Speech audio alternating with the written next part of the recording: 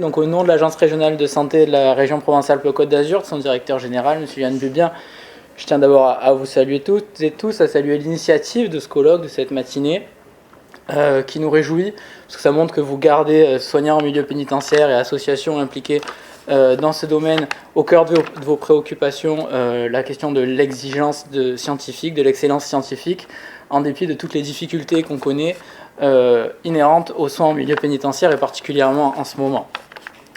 Donc ce colloque qui sera consacré au dépistage et à la prise en charge des hépatites, en particulier donc de l'hépatite C.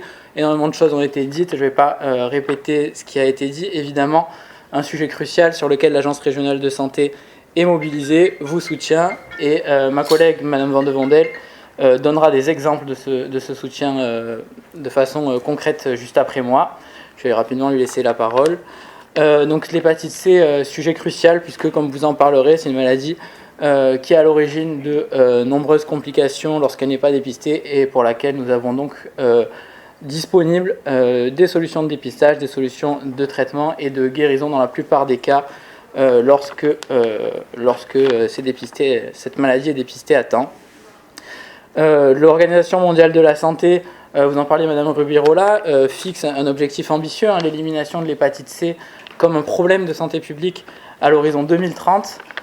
C'est un objectif particulièrement exigeant et qui nécessite évidemment de cibler les populations les plus exposées.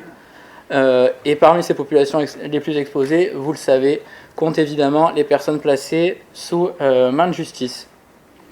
Ces personnes qui sont souvent marquées par des parcours de vie fragilisés et par les facteurs de risque les plus importants, parmi lesquels l'usage de drogue.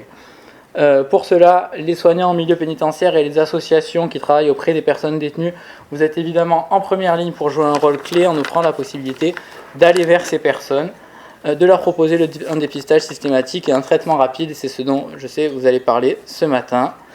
L'ARS donc est bien sûr pleinement mobilisée pour soutenir ces démarches qui permettent de réduire les inégalités d'accès aux soins, ce qui est un enjeu majeur de notre projet régional de santé, et donc afin de contribuer à la santé publique globale à l'intérieur des murs, mais aussi bien sûr à l'extérieur des murs.